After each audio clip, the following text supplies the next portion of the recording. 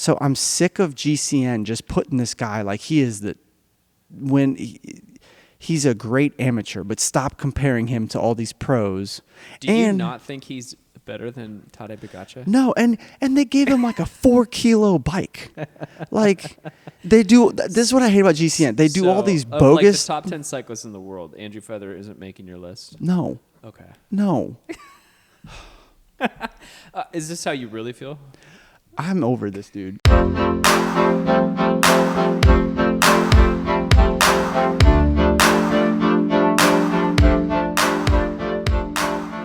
right, welcome back to Bespoke Endurance. Today is episode 26 of Recreational Rider to Racer podcast series, where Josh and I are leveling up on the bike and in life amidst busy lives, work, and young families.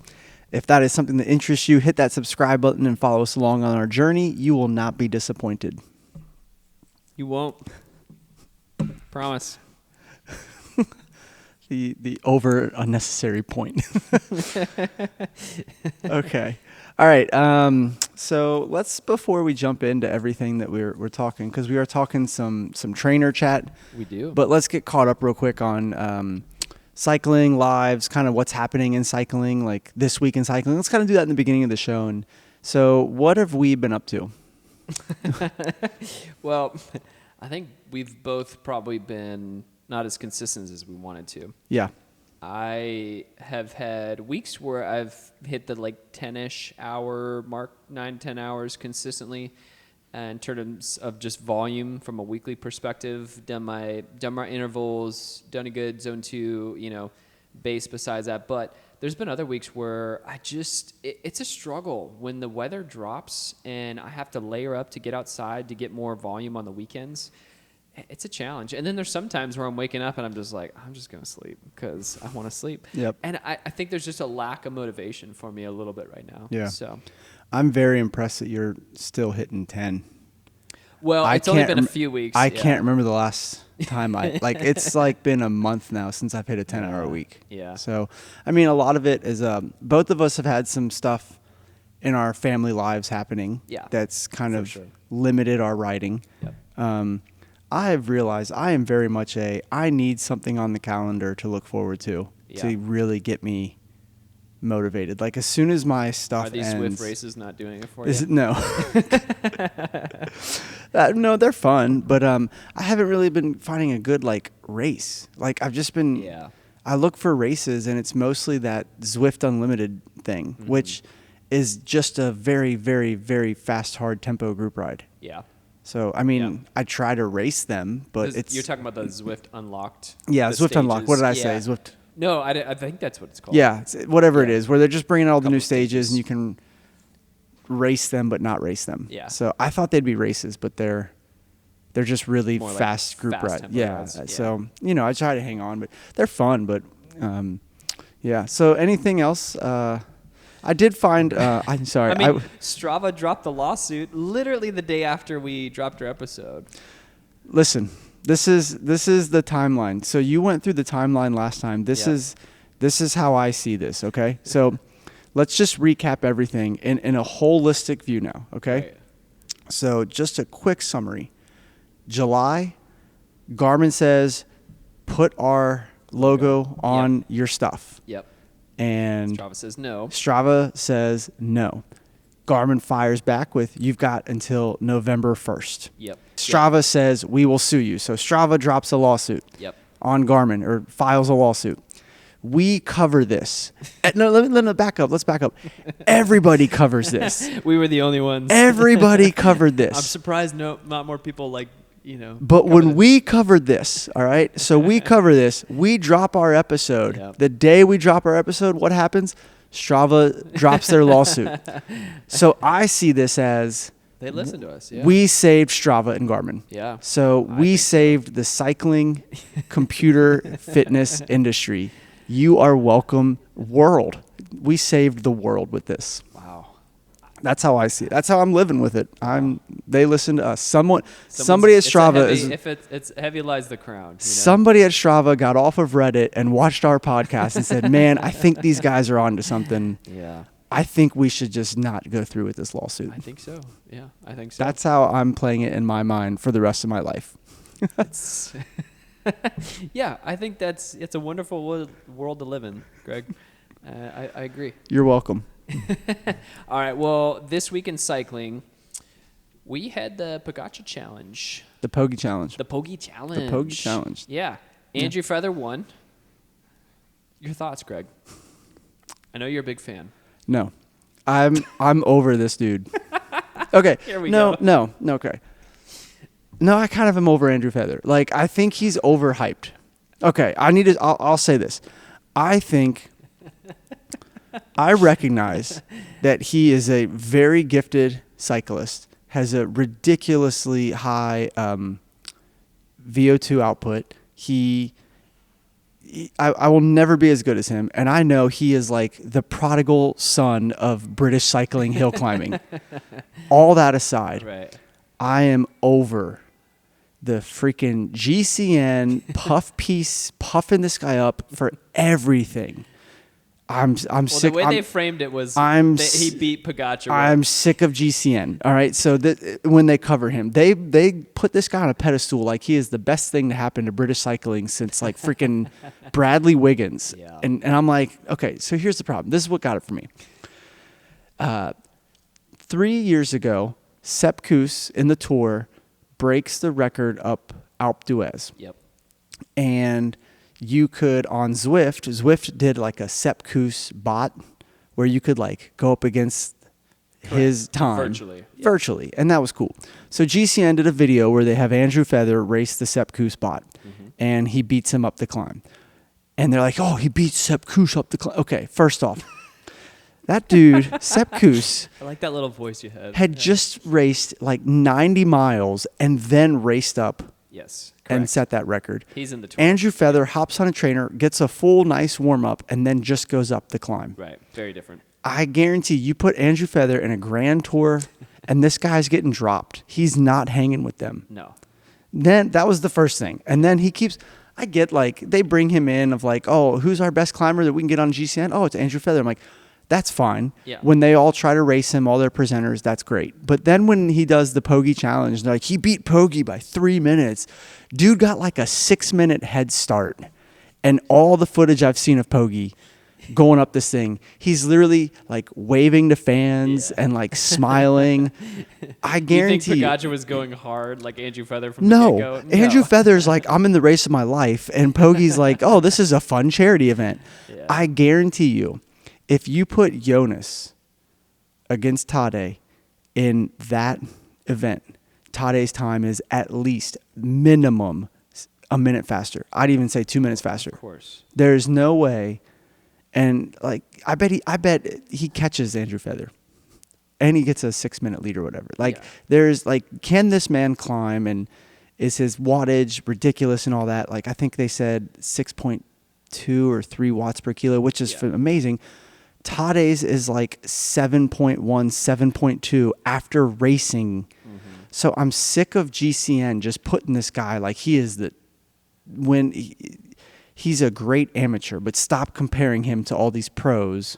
Do you not think he's better than Tadej Pogača? No, and they gave him like a 4-kilo bike. Like they do. This is what I hate about GCN. They do all these bogus. Like the top 10 cyclists in the world, Andrew Feather isn't making your list. No. Okay. No.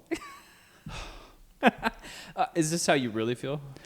I'm over this dude. Like and what I hate is he looks like a really nice guy. I'm sure he is. I bet he is, but I'd like to be friends with him. I don't think you would though. I just I'm sick of GCN. Like I'm sick of their clickbaity coverage of this. It is funny the amount of comments on this too. Everybody agrees, or just like, this wasn't exactly a 1-to-1 challenge here. No, but great cause, raised a lot of money for it. Good charity. So I agree with you. Just for the audience, I have heard Greg rant on Andrew Feather for a while. So whenever I bring up Andrew Feather, it's a great way to get you get real riled up. It gets me. I think we rode this past weekend, and I like for 20 minutes was like, Yeah, Ugh. I just put the headphones on and I just. Okay, tell well, me, hang on. Greg, how do you really feel? Okay, so the Pogie Challenge did happen, but this kind of, we are at a season, we're at a time of the professional season now where the season's coming to an end. It's all major racing's pretty much done at this point. So I thought it'd be fun, instead of doing a season recap of highlights of things that stuck out, I thought we'd play a little game. Okay? So I have the 2025 UCI men's road race top 10 by UCI points. Okay. So That they've accumulated. So let's not try to guess how many points they have. Sure. But see if you can get who's in the top 10, and I'll tell you where they rank in the top 10, what number spot they are. Oof. Okay. Obviously, Tadej. Okay, so Tadej's on the list. He's number 1. Jonas. Jonas is actually number 2, which Okay. that surprised me. I thought he'd be a lot lower. Yeah, given the amount, he doesn't do a lot of. Yeah. Remco. Remco is 6. 6. Okay, so that's 3. You got Vanderpool. Vanderpool is on there. He's number 8. Okay. Del Toro. Del Toro's on there, number 3. Okay. You've got Philipsen. Jasper Philipsen. No, he did not make top 10. What? You got to remember, he crashed out of the tour, so a lot of opportunity was lost there. Yeah. But okay. Yeah. Okay. Mads Peterson. Pedersen is 4, so he's on there. You've got the top 4 Almeida. so far. Almeida. 5. So you've got the top 6 now. Pidcock. 7. So who's 9 and 10? You've got the first 8. I'm very impressed. Derek did not get the list this accurate. Oh man. I feel like there's going to be a couple of people that I'm going to like kick myself later for. Wout Van Aert. He barely made it. Oh, let's go. Okay, He's I got 10. Wout. Okay. He's 10. Wow. Okay, that's surprising. I feel like he would have been on the cusp. Ooh, who else? If you get this one, I will be shocked. What team? No, Visma? I'm not going to give you the team because that'll give it away, but I'll give you this. He was a surprise for you this year. Kind of a come out, his coming out party to pro cycling. Okay. Oh, I don't know. Just tell me. Oscar Onley. Oh, was 9. Okay, Oscar Onley. Okay, Yeah. yeah. So All right. Here's what surprised me about the list. I did pretty good. You did better than our coach. Yeah. Derek, Yeah. he struggled. I've So always been better. the way the points work, because I was kind of confused by it at first. The Grand Tour stages, like a Grand Tour, Yeah. they accumulate way more points. Yeah. So Jonas this year, I think he only raced the Dauphiné, the Tour, Yeah. and the Vuelta. But because those are big stage races, even if he got second, that's a lot of points. Yeah. Vanderpool, because he pretty much really only focuses on the classics, he doesn't accumulate as many points. Right.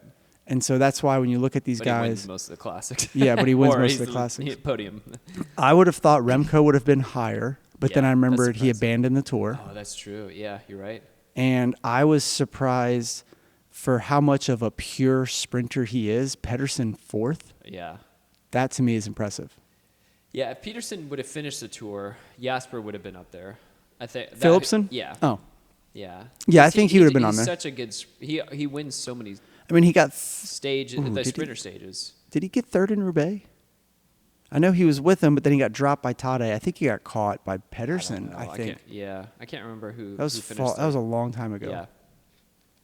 I like that game. It's a fun challenge.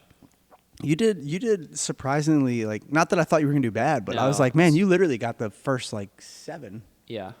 Well, there's a lot of yeah, especially in the Grand Tours. Yeah. And it's been such a long season. Yeah.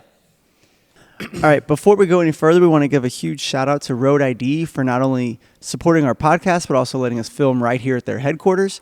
If you're a cyclist, runner, or someone who just wants peace of mind while out on the road, RoadID has you covered. Their medical IDs provide crucial info in case of an emergency, and they look great too. Do yourself a favor, check out RoadID.com and grab one today. Big thanks to the team at RoadID for their support.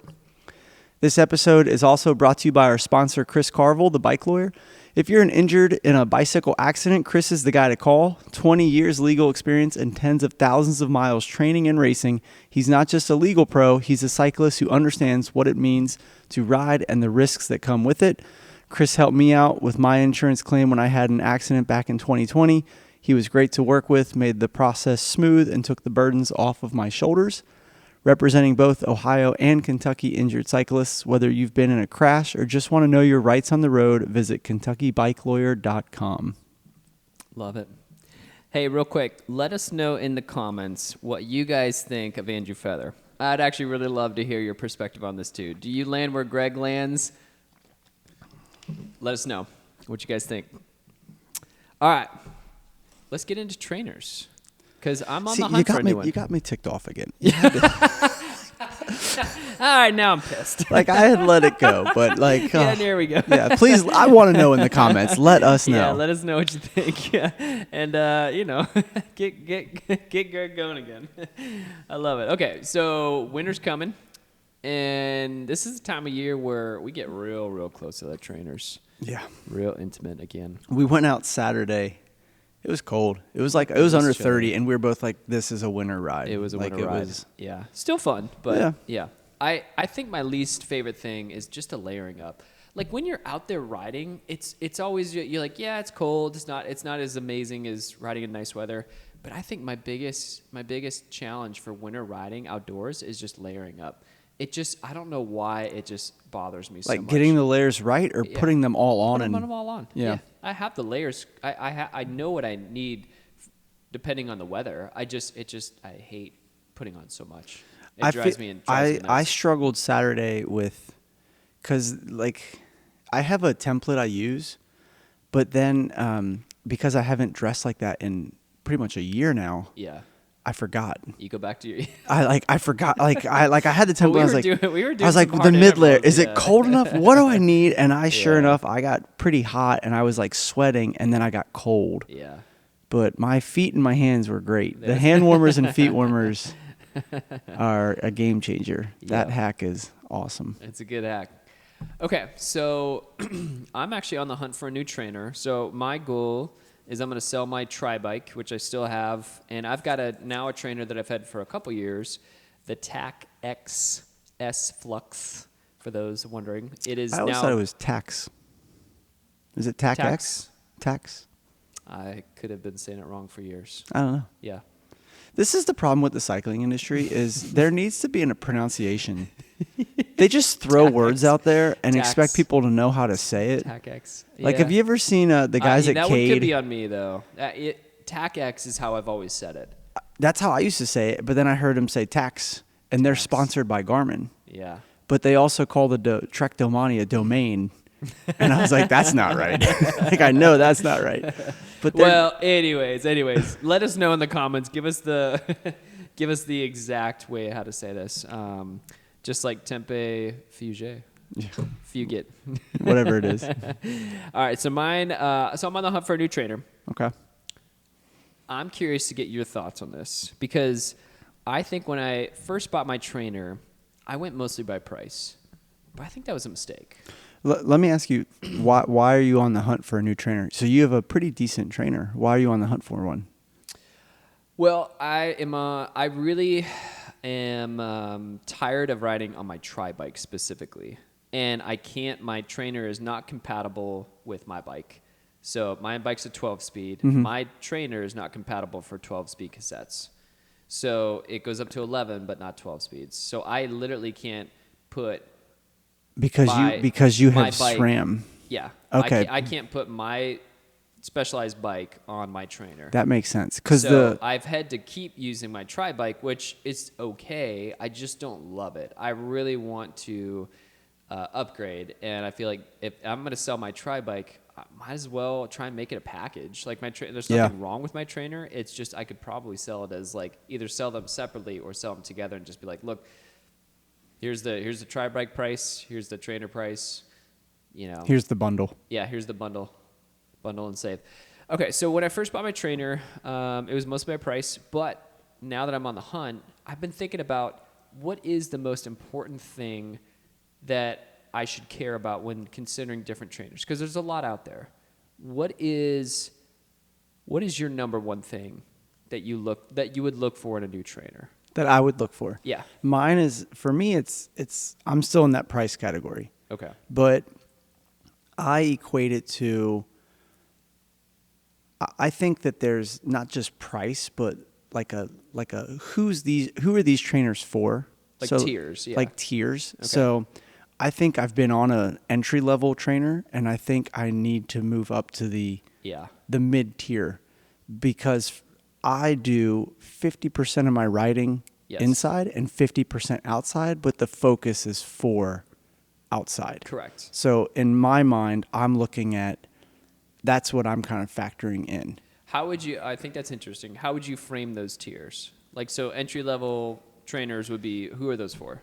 I would say entry level trainers are for people who are, when I say entry level, so to kind of set a parameter, I'm saying everything I'm referring to is a smart trainer. Yes. Okay. Yeah, we're not talking about only smart trainers. Yes, not a trainer you just get on and do a HIIT workout on YouTube. Like, we are talking people that really want to try a smart trainer. So an entry level to me is one that the wheel stays on. Obviously, it's got to have, it's a turbo trainer, so it's going to hook up to Zwift and do all that. But I think those are for people who want to try riding year round, but just are looking for the ride kind of experience. So I'm looking for hills to happen, or maybe I'll do the occasional race, or maybe the occasional workout. But really, I'm just kind of trying to do stuff in the winter. I'm kind of the weekend warrior person that's trying to be year-round fitness. Okay. So kind of consistency would be the main thing. Yes. Okay. And then how would you classify like mid-tier folks? I'd put myself in this category. Okay. So I'll use myself as the example is I ride 50% inside, 50% outside with a focus on outside. Right. Everything you're doing on the trainer is for the intent and purpose of like getting better outside. Yes. Performing better, especially from racing. So I do a little Zwift racing every now and then, but not anything like Mike where it's like full kind of, that's your focus. Yeah. And so I just want a trainer that's going to be very accurate for climbing, that's really going to have some good pitching, because I like to simulate climbs like we have in our area, or climbs that I'm going to go do. I'm looking at stuff that's just going to be accurate for workouts. Okay. That's the mid-tier, kind of like a good mix, something that's going to be compatible with the Zwift cog. Yep. So you're looking, it sounds like you're saying accuracy. Yeah. Okay. I think accuracy, like power accuracy. You're gonna spend more money in the mid tier for sure than the entry level. But okay, so then top tier would be guys like Mike or others that if they race on Zwift a ton, then, or if this is a primary, like for Mike, it's a great example because he's primarily riding virtual more than anything else.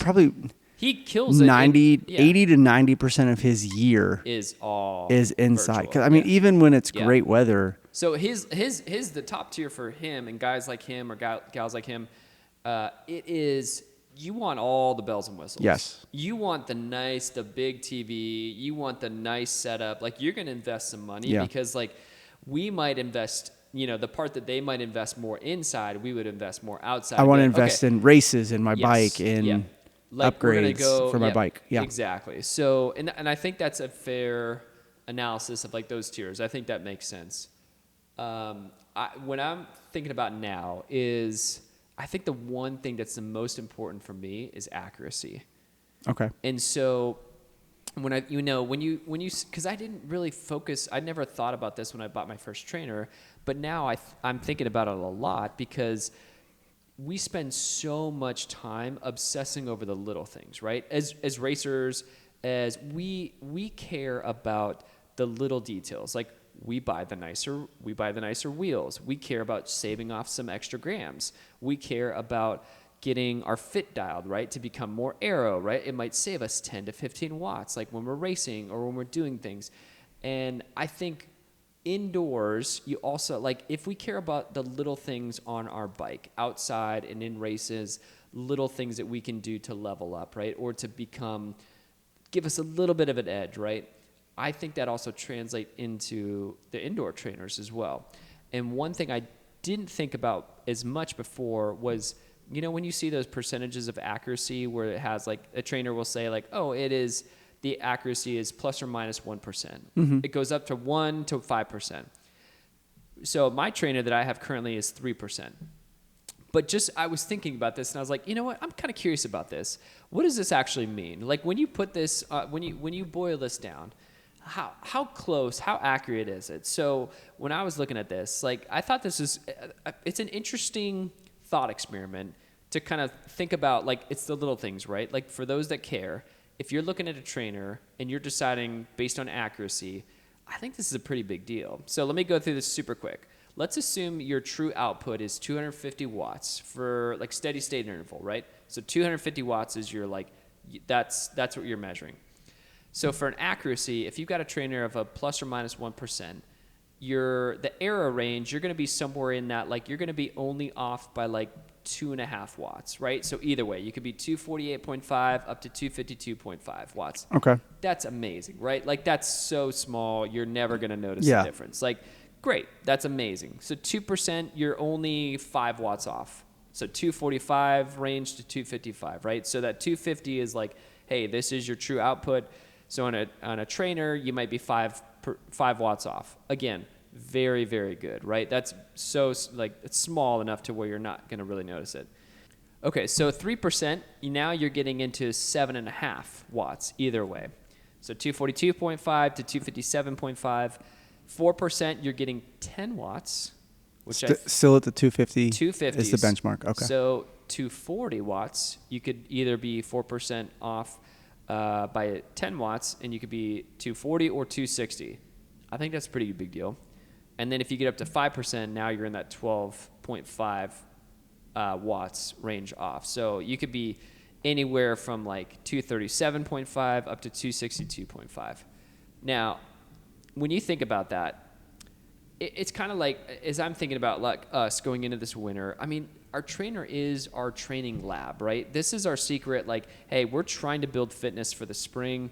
This is where we're quietly building next season's training power. So it's like, the thing that's valuable for me is, like, your trainer's only as valuable as the quality of data and how well it controls the resistance. So if I'm 10 to 12.5 watts off, potentially, in my training, if I'm spending a lot of time, because we spend a lot of time on our trainers, especially as the weather drops, that's a big deal. Yeah. And I think as the more I care about the little things to get better, I want to be as accurate as possible, or as close to it as possible. And I think the benchmark is, like, I think now it should be, if I'm looking at this simply from, like, comparing a trainer roughly the same price to another trainer roughly the same price, I'm going to go with the 1 to 2% accuracy.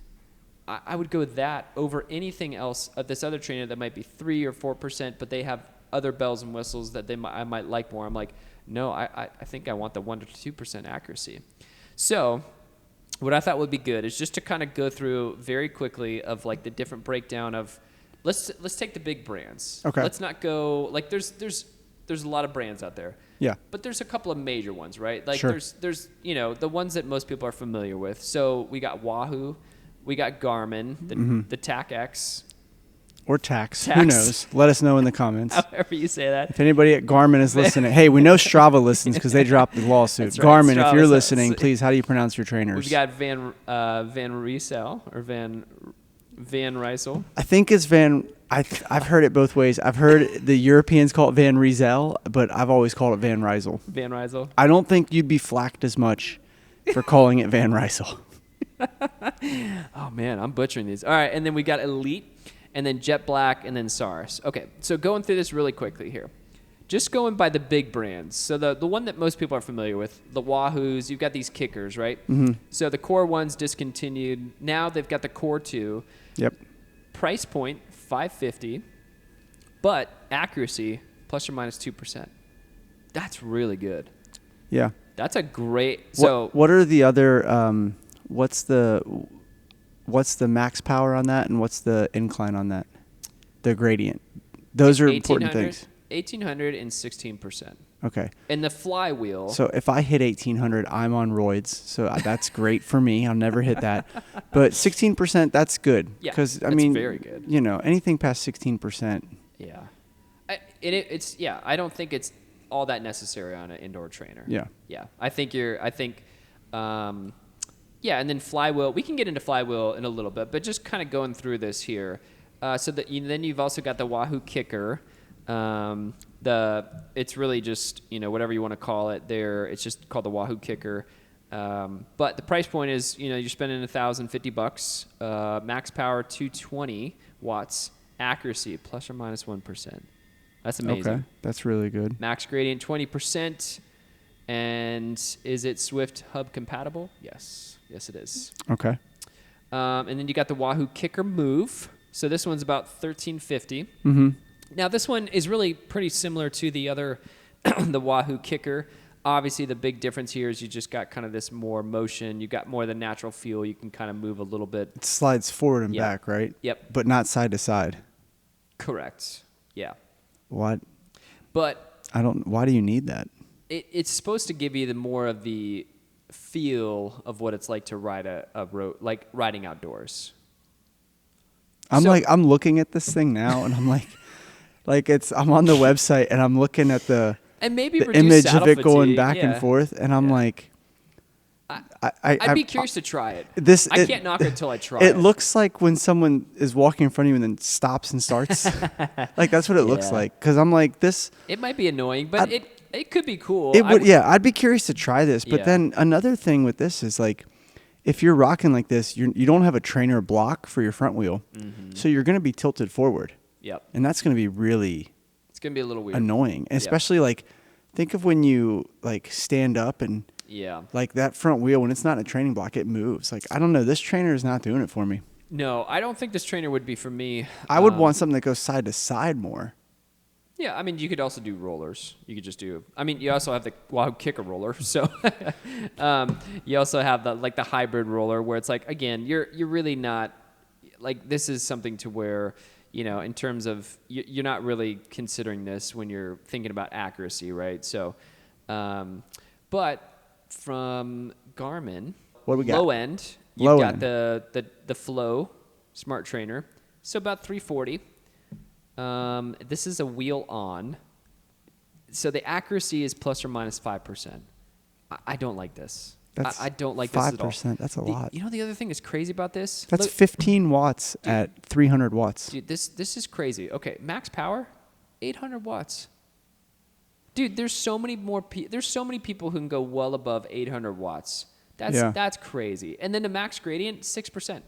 That's ridiculous. Like that's terrible. So 6%. This is an absolute pass for me. Yeah, this is everything about this trainer. I'm like, this is not the trainer for. I would argue this shouldn't be the trainer for anybody.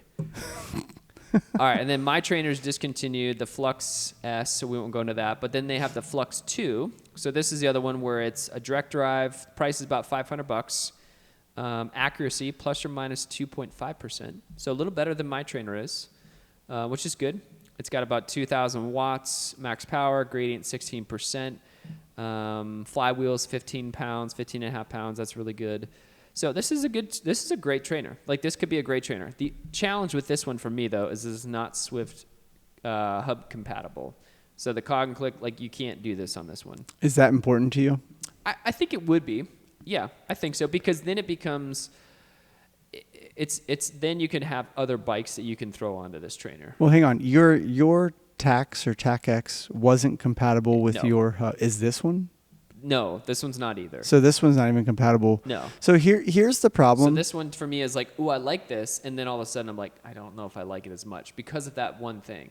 I don't know if this is a thing, but like, I remember when I was buying my bike, the shop owner thought I was kind of crazy as this being a part of the equation, but I kind of looked at every scenario of how I'd be riding my bike because I do put my bike on the trainer. So the Shimano 12-speed cassettes are backward compatible. They fit with 11-speed sprockets where the SRAM ones don't. So I remember thinking like, I want a Shimano bike in case I ever get a nicer trainer. This was before the Zwift cog existed. Yeah. So back when it was like, you got to put a cassette on a trainer. Correct. So this would be out of your wheelhouse either way then. Yeah. Bummer. Correct. Yep. And then you got into their higher tiers. So then you've got their Neo 2T. This one's about $900. Accuracy plus or minus 1%. Max power 2200. Max gradient 25%. If that's important to you, that's great. But and this one's obviously Zwift Hub compatible. So that one's great. That one's a solid. You got the Neo 3M. This is their last one, and this one is the hub's compatible. This one's $1,500, plus or minus 1%. This is their flagship model. Now this one, 2,200 watts, max gradient 25%.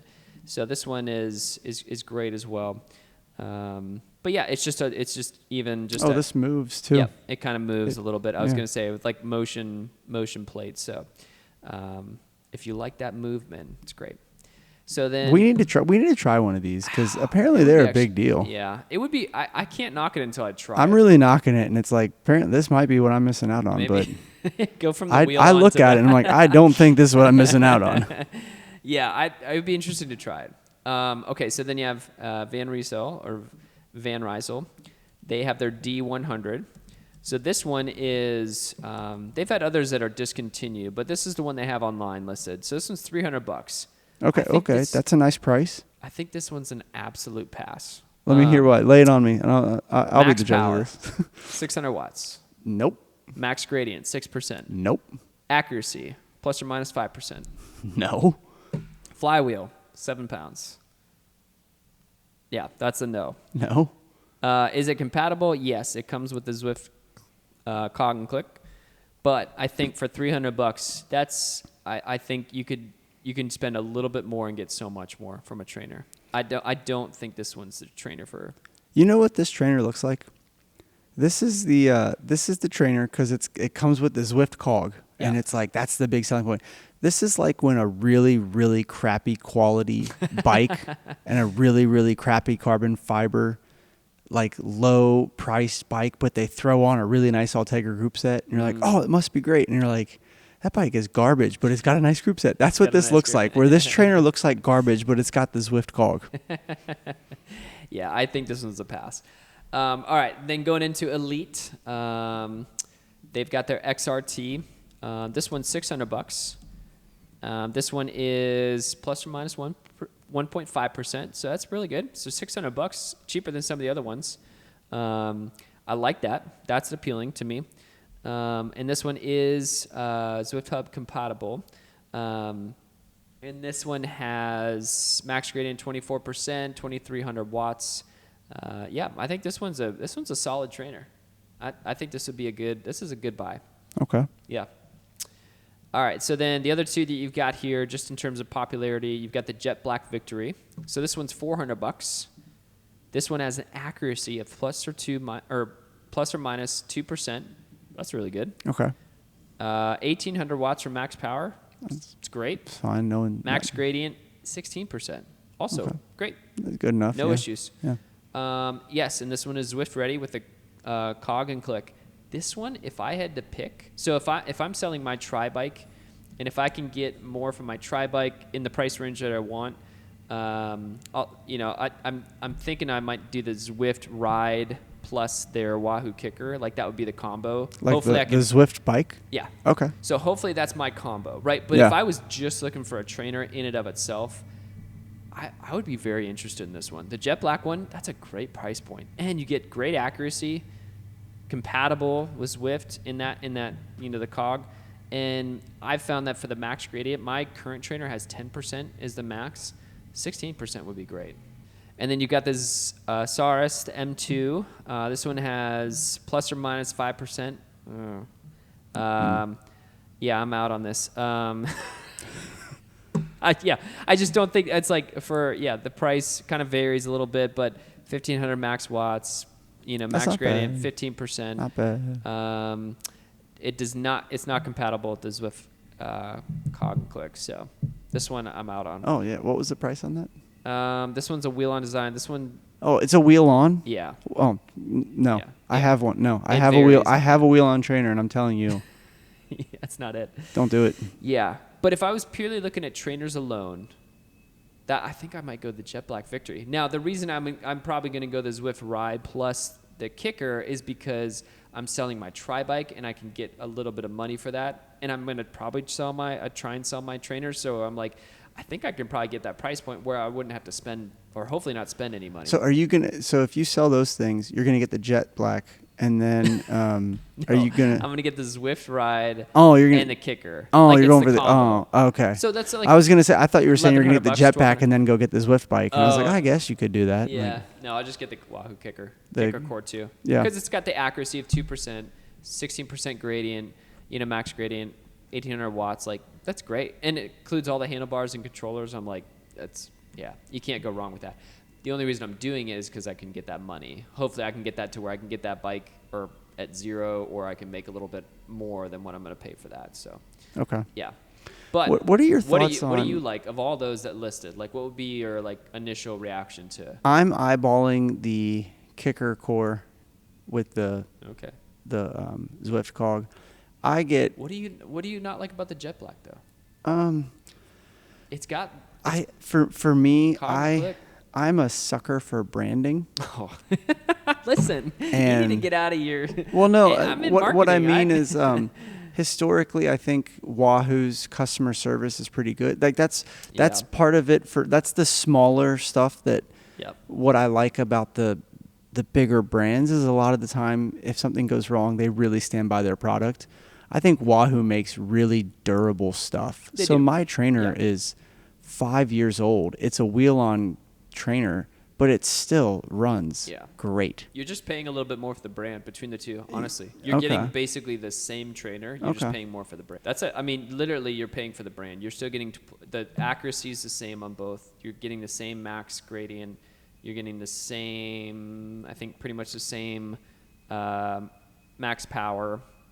So the only thing would be the flywheel. I don't know. Let's see here between the two. So let's just talk about this. What does flywheel, like when you're looking at trainers, are you familiar with these? No, because I've always had the dumb wheel-on trainer, so it's not Okay. been a big thing for me. Yeah. But I didn't know anything about it until after I bought my trainer, and then I kind of learned more about it. But it's basically like you've got two things, and you'll see this when you're looking for different like direct drive trainers where they talk about there's two things they talk about a lot where it's like they have the electromagnetic resistance, which is essentially just your trainer makes pedaling harder or easier by changing the strength of this magnetic field. So like Okay. by not tightening or loosening like a physical brake, that's what they're doing with it. So it's cool.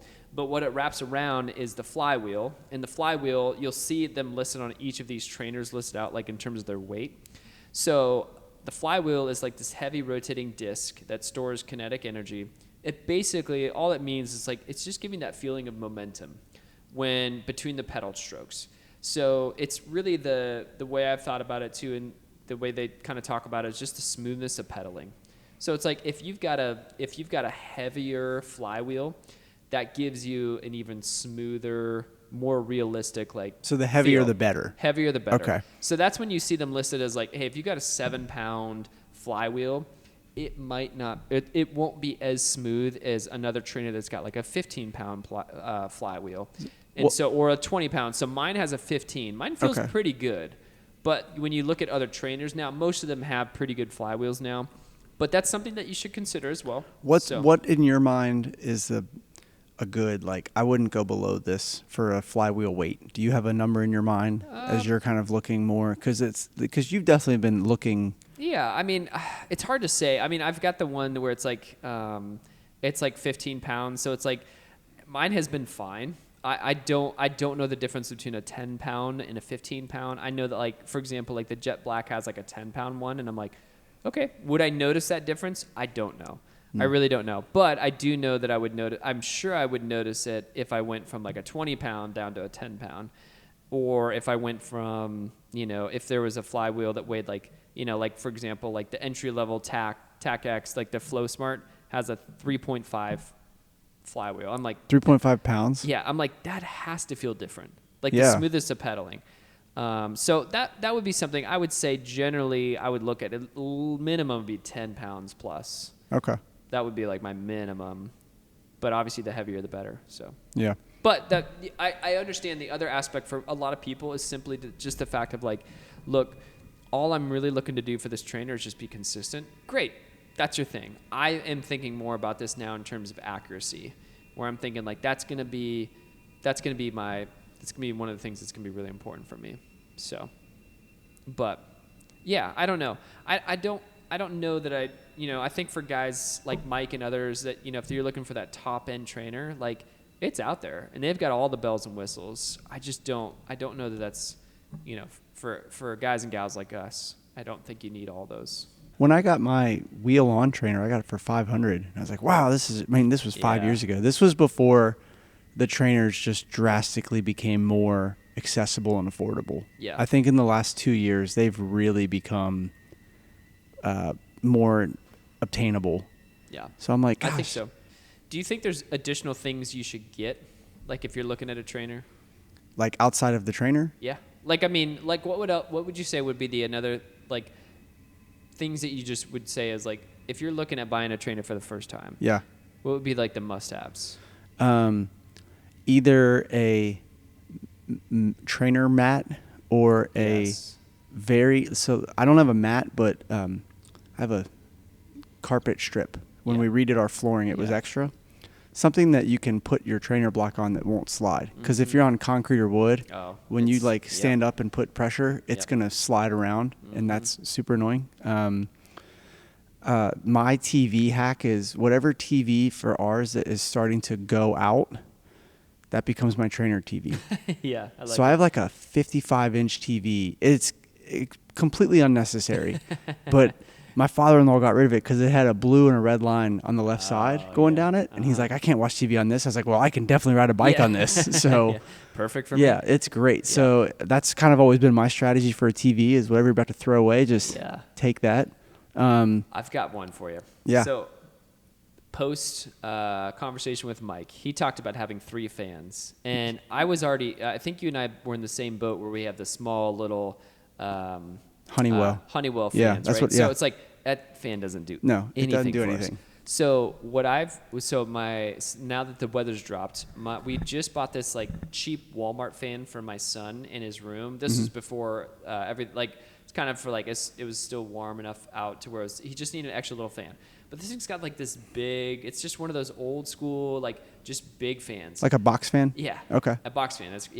So he's not. So it's cold enough now to where he doesn't use it anymore. And I'm like, I'm putting this thing down where I train. It's amazing. Really? It's so good. I'm like, I have been missing out from a good cheap fan forever. And I'm like, I wish I would have had this fan. How close do you put it to you? 'Cause pretty close. Okay. But this, I mean, I should say pretty close, but also like I'm at level 1 on this fan. If I blasted up to level 3, I'm like, you could be 10 feet away and this thing would be so much better than even my small little rinky-dink Too much fan. though? I like it at level 1. I think level 1's good because it's still giving you a good gust of air. This thing's awesome. But it was like $40 at Walmart. And I'm like, this thing is well worth just having a good fan. I'm like, if you're spending that much time, especially now that the weather, like especially as a lot of people are getting more acquainted with their trainers again, I'm like, go out and get a better fan. That does sound nice. Mine is so I have a Honeywell and it sits to the side, and I have to get it where it just hits like my neck up, and it hits my right hand. So my right hand is usually pretty dry, but the left is like sweat, like it's like sweating all over the handlebars. And bro, get yourself a good box. What do you think about? You mentioned the Zwift bike, the like the white Zwift ride, the Zwift ride thing. Yep, it's just a frame. Yeah. I feel like this is you get very mixed opinion. You go to a shop and they are like, don't put your carbon bike on a trainer. It will ruin it. Everything will break. No. And then other people are like, you're fine. Yeah. Like, I think it's fine. So I put my bike on the trainer, but I put towels. Yeah. So it catches like any sweat that would come down. So I don't think I'm sweating on any components. Like I cover everything. Okay. So actually I might disagree because I learned my bottom bracket of my tri bike, because I've had my tri bike on my trainer forever, like Yeah. or not forever, like 2+ years, right? So I have never swapped out my bottom bracket on my tri bike. That thing is already an older bike, but what happened was I brought it into I basically blew out my bottom bracket on my tri bike. That thing was grinding like crazy. I was like, I'd just taken this into the shop.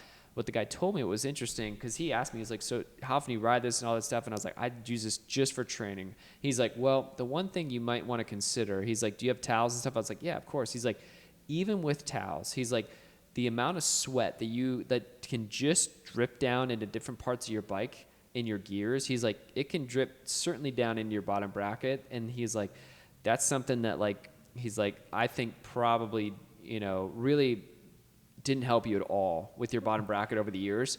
And so I thought about that and I was like, ooh, that is something I didn't think about. Like, cause I'm always thinking just handlebars, kind of my like, just the frame itself. But I'm thinking about like, I don't even think about how much sweat maybe drops down into my bottom bracket. I wonder if I had a big box fan, if it would just blow it off. Good. Because my little fan is so small. Yeah. But yeah, I don't know. So that would be something that I don't know. I definitely would consider it a lot more. Okay. But the fact that I just replaced it, I'm like, oh, I'm solid for another year. Yeah. You got at least one more year for you. That's right. Sell that thing. Yeah. Good luck selling that. Yeah, I know. Okay. What do you think? Rocker plates, necessary or not necessary? Yeah. I mean, I think they're fine. I don't know if they're necessary. Okay. What do you think of them? I've never tried one. I'd be curious. Mike is willing to sell me his old one. Yeah. Because he's got the smart bike. Yeah. So I think it'd be interesting because I do feel like my hips get sore when I do prolonged trainer rides. Yeah. Versus like outdoor rides. Like when I do high mileage outside, I'm like, my hips are fine. But when I'm on the trainer, I'm like, oh my gosh, my hips are. Yeah. So that's why I also want to go shorter cranks. Let's see, other little things. I think a little tray table next to you for food and water. You need something like that. That's nice to have. So. Put your phone there, put all your bottles and nutrition. Yep. I mean, I really think just other than that, like, I think just having, I'm pretty big on fans now. So as long as you got some sort of stand, like I use my computer, so I don't have the nice TV. I just don't care. We've got our little basement set up where I'm just like, I've just got it on my computer. It's good enough for me. So, but as long as I can just have it right in front of me. So. Okay. So before we go, one of the things that's been really fun is we've been launching these bike review videos. Now we've launched them weekly. So we filmed a bunch. We've got a bunch of buddies locally who race and have put a lot of miles into their bikes.